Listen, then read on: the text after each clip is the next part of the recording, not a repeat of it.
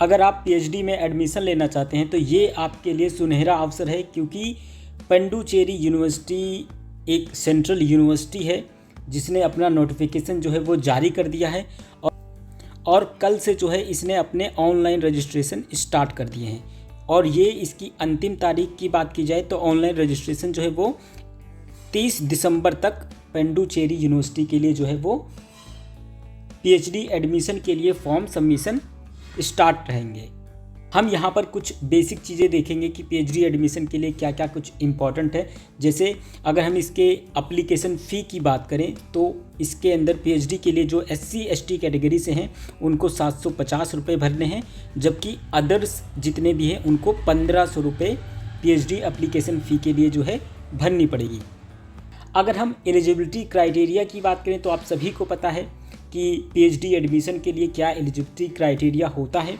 तो इसके अंदर आपका पीजी होना चाहिए और एटलीस्ट 55% मार्क्स आपके पोस्ट ग्रेजुएशन में होने चाहिए। आप जिस सब्जेक्ट से हैं उसके अंदर आपको 55% मार्क्स जो है होने चाहिए। अब इसके अंदर जो है 5% का रिलैक्सेशन मिलता है किसको, जो SC ST और PWD कैटेगरी के कैंडिडेट होते हैं, यानी कि उनका अगर 45% है तो भी जो है वो पीएचडी एडमिशन के लिए एलिजिबल माने जाते हैं।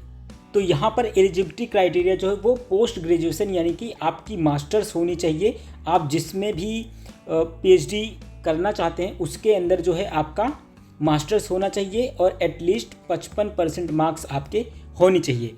अब यहाँ पर यूजीसी नेट का कोई रोल नहीं है। कई स्टूडेंट ऐसा समझते हैं कि यूजीसी नेट का जो एग्ज़ाम है वो क्वालिफाई होना कंपलसरी है। तो मैं यहाँ पर आपको बताते चलूँ कि पीएचडी एडमिशन के लिए यूजीसी नेट का जो एग्ज़ाम है वो कंपलसरी नहीं होता है। ये केवल एक एलिजिबिलिटी क्राइटेरिया होता है किसके लिए, असिस्टेंट प्रोफेसर बनने के लिए। अब यहाँ पर क्यों इसको इम्पॉर्टेंट माना जाता है कई यूनिवर्सिटीज़ में, क्योंकि अगर आपका यूजीसी नेट का एग्ज़ाम जो है अगर वो क्वालिफाई होता है तो बहुत सी ऐसे यूनिवर्सिटी है जहाँ पर आपको एग्जेम्प्टेड कैटेगरी में रखा जाता है। जैसे कि फॉर एग्जांपल अगर हम मान के चलें दिल्ली यूनिवर्सिटी, अगर दिल्ली यूनिवर्सिटी के लिए पीएचडी एडमिशन स्टार्ट होते हैं तो वहाँ पर यूजीसी नेट अगर आपके पास है तो ऐसे केसेस में आपको जो है उसका एंट्रेंस एग्ज़ाम नहीं देना होता है। आपको डायरेक्ट इंटरव्यू कॉल आता है और आप डायरेक्ट पीएचडी एडमिशन के इंटरव्यू में अपीयर करते हैं और उसके बेसिस पर आपका एडमिशन होता है। जबकि वहीं अगर दूसरी यूनिवर्सिटी देखें जैसे BHU देखें या JNU देखें तो वहाँ पर जो है उसका पर्टिकुलर एंट्रेंस एग्ज़ाम होता है और उसके मार्क्स के बेसिस पर अगर आप क्वालिफाई करते हैं तो आपको इंटरव्यू के लिए बुलाया जाता है। लेकिन यहाँ पर जो है यूजीसी नेट का कोई रोल नहीं है। आपका पोस्ट ग्रेजुएशन होना चाहिए, उसके अलावा जो है आप इसके एंट्रेंस एग्ज़ाम में बैठेंगे, अपीयर करेंगे। अगर आप जो है एंट्रेंस एग्ज़ाम में क्वालिफाई करते हैं तो फिर उसके बेसिस पर आपको इंटरव्यू के लिए बुलाया जाता है। इंटरव्यू प्लस आपका जो एग्ज़ाम यानी एंट्रेंस एग्ज़ाम में जो स्कोर रहा, इन दो के बेसिस पर आपका एडमिशन इसके अंदर होता है। और डिटेल में इसको समझने के लिए हम इसके प्रोस्पेक्टस को देखते हैं। ये प्रोस्पेक्टस को अब हम क्लियरली देखते हैं। ये जो है ये पीएचडी एडमिशन 2026-7 के लिए जो है अभी रिसेंटली लॉन्च किया गया है। इसके अंदर आपको पीएचडी एडमिशन 2026 से रिलेटेड सारी बेसिक इन्फॉर्मेशन मिल जाएंगी। जैसे सबसे पहले यहाँ पे एप्लीकेशन फ़ी के बारे में बताया गया है कि एप्लीकेशन फ़ी जो है वो SC ST कैटेगरी के लिए 750 रुपये लगेंगे और बाकी जितने भी लोग हैं उनके लिए 1500 रुपये जो है वो लिया जाएगा। अगर हम एंट्रेंस एग्ज़ाम की बात करें तो ये CBT मोड में होगा, यानी कंप्यूटर बेस्ड टेस्ट होगा। जिस यहाँ पर वापस से रिपीट किया गया है कि आपका पीजी में जो है वो 55% एटलीस्ट होना चाहिए। इसके अलावा अगर आपका 54.99% भी है तो आपको जो है वो शामिल नहीं किया जाएगा। 55% एटलीस्ट होना ही चाहिए। रिलैक्सेशन वापस से मैं बता दूं कि 5% रिलैक्सेशन होता है किसको, SC ST और PWD कैटेगरी के, जो PWD कैटेगरी के लोग होते हैं उनके लिए। अब यहाँ पर अगर हम इस एंट्रेंस एग्ज़ाम के सेंटर की बात करें तो इसका सेंटर कहाँ पे आने वाला है उसकी डिटेल जो है वो यहाँ पर मेंशन है। यानी कि जब आप एंट्रेंस एग्ज़ाम का फॉर्म भरेंगे तो वहाँ पर ये विकल्प आपके सामने देखने को मिलेगा कि आप यहाँ पर अपना सेंटर जो है, एग्जामिनेशन सेंटर है, उसको चूज़ कर सकते हैं।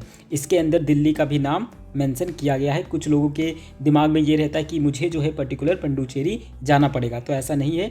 आपका सेंटर जो है आप न्यू दिल्ली सेलेक्ट कर सकते हैं। इसके अलावा हैदराबाद, लखनऊ, उड़ीसा, पटना, बिहार, ये तमाम ऐसे क्षेत्र हैं जहाँ से कैंडिडेट अक्सर जो है वो कंफ्यूज रहते हैं कि मुझे इस एंट्रेंस एग्ज़ाम में अपीयर होना चाहिए कि नहीं। तो बेझिझक आप इस एंट्रेंस एग्ज़ाम में जो है वो अपीयर कर सकते हैं।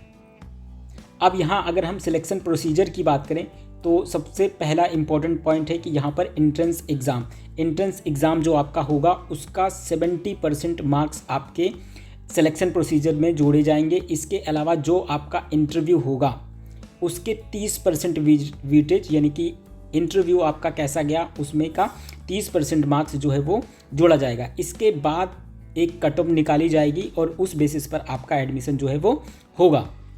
और यही एग्ज़ामिनेशन जो है वो बिल्कुल फेयर तरीके से कराया जाता है, जिसके अंदर जो है वो 70% और 30% का वेटेज होता है। जबकि अगर हम दिल्ली यूनिवर्सिटी की बात करें तो यहाँ पर ऐसा कोई रूल अभी तक देखने को नहीं मिला है। यहाँ पर 70 और 30% का कोई रेशियो आपको देखने को नहीं मिलता है। यहाँ का जो PhD में एडमिशन होता है वो टोटली अगर देखा जाए तो 100% जो है वो इंटरव्यू बेस होता है, यानी कि आपका इंटरव्यू कैसा गया ये पूरी तरीके से प्रोफेसर तय करते हैं और उसी के बेसिस पर आपका एडमिशन होता है। तो लेकिन यहाँ पर जो है वो 70% आपका एग्ज़ाम, यानी कि एग्ज़ाम में आपने कितना स्कोर किया है उसका 70% जोड़ा जाएगा और आपका इंटरव्यू कैसा गया उसका केवल 30% मार्क्स ही जो है इसके अंदर जोड़ा जाएगा।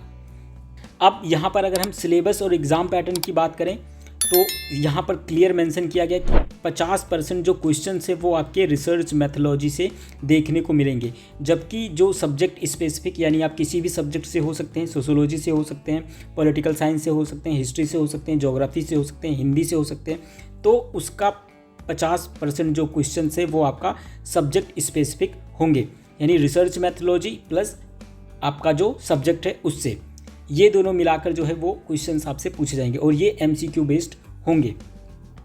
अब यहाँ पर हम कितनी सीटें निकली हैं किस सब्जेक्ट में उसको हम देख लेते हैं। अगर यहाँ पर जो बताया गया ये सारी जो है वो टेंटेटिव वैकेंसीज हैं, यानी कि सीटें जो है वो इससे अधिक भी हो सकती हैं। मैं यहाँ पर जो है सारे सब्जेक्ट को 1 बाय 1 नहीं बताऊँगा।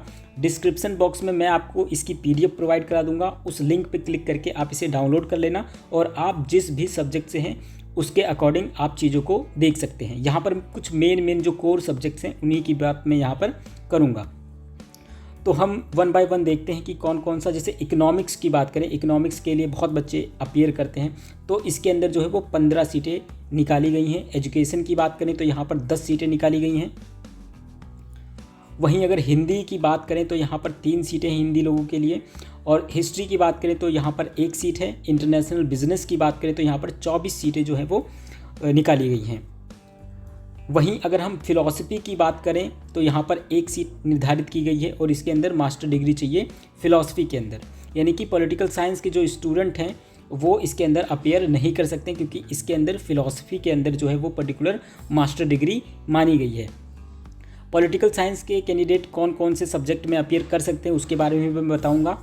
जैसे कि अगला ही है पॉलिटिक्स एंड इंटरनेशनल स्टडीज़। ये 4 सीटें जो है वो पॉलिटिकल साइंस के जितने भी स्टूडेंट हैं उनके लिए ये आइडियल है। इसके अंदर आपका 55% होना चाहिए, चाहे वो पॉलिटिकल साइंस हो, इंटरनेशनल रिलेशन हो, एरिया स्टडीज़ हो, या पब्लिक एडमिनिस्ट्रेशन हो, या फिर डिफेंस स्टडी हो।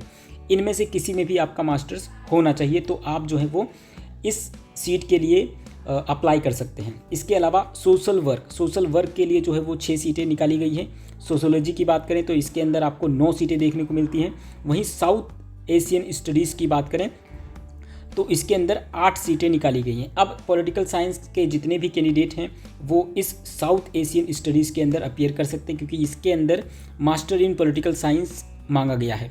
इसके अलावा अगर आप इंटरनेशनल रिलेशन से हैं, साउथ एशियन स्टडीज़ से हैं, इकोनॉमिक्स से हैं, डिफेंस स्टडीज से हैं, या सोशल साइंस डिसिप्लिन, कोई भी अगर आपका सोशल साइंस डिसिप्लिन है तो आप इस सीट के लिए जो है वो फॉर्म भर सकते हैं। इसके अलावा अगर वुमेन स्टडीज़ की बात करें तो इसके अंदर 5 सीटें निकाली गई हैं। वुमेन स्टडीज़ के लिए भी कोई भी अप्लाई कर सकता है जो सोशल साइंस डिसिप्लिन से जिसने जो है वो पीजी किया है, यानी कि मास्टर्स उसने की है। हिस्ट्री वाला भी भर सकता है इसे, सोशोलॉजी वाला भी भर सकता है, या फिर पॉलिटिकल साइंस वाला भी भर सकता है। तो पॉलिटिकल साइंस के जितने भी स्टूडेंट हैं वो पर्टिकुलर इस सब्जेक्ट को, इसके अलावा साउथ एशियन स्टडीज़ को और वुमेन स्टडीज़ को, इसको वो फुलफ़िल कर सकते हैं।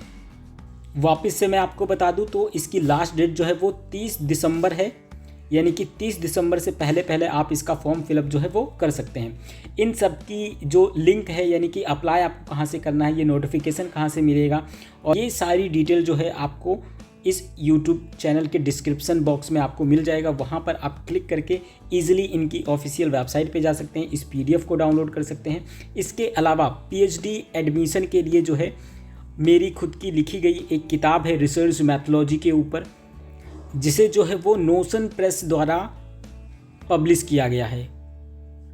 नोशन प्रेस द्वारा पब्लिश किया गया है। इसको मैंने बहुत ही डिटेल्ड में एनालिसिस करके इसको मैंने इस किताब को पर्टिकुलर लिखा है, जिसके अंदर सारे स्टेट और सेंट्रल यूनिवर्सिटीज़ के जितने भी PhD एंट्रेंस एग्ज़ाम अब तक हुए हैं उन सभी के प्रीवियस ईयर के क्वेश्चंस, इसके अलावा जितने भी इम्पॉर्टेंट इसके अंदर थिंकर्स होते हैं या फिर रिसर्च मैथोलॉजी के जितने भी इम्पॉर्टेंट टॉपिक्स हैं उनको बहुत डिटेल्ड में जो है वो कवर किया गया है। अगर इस किताब को आप परचेस करते हैं और इस किताब को आप पढ़ लेते हैं तो इंडिया के अंदर होने वाले कोई भी PhD एंट्रेंस एग्ज़ाम में जो रिसर्च मैथोलॉजी का पोर्शन होता है, इस एंट्रेंस एग्ज़ाम को आप बहुत ईजी तरीके से क्वालिफाई कर जाओगे। रिसर्च मैथोलॉजी आपकी इतनी स्ट्रॉन्ग हो जाएगी अगर पर्टिकुलर आप इस किताब को फॉलो करते हैं। इन सब चीज़ों का जो लिंक है वो मैं डिस्क्रिप्शन बॉक्स में दे दूंगा, तो प्लीज़ आप इस नोटिफिकेशन को ज़रूर पढ़ें और ऑल द बेस्ट आपके एग्ज़ाम के लिए।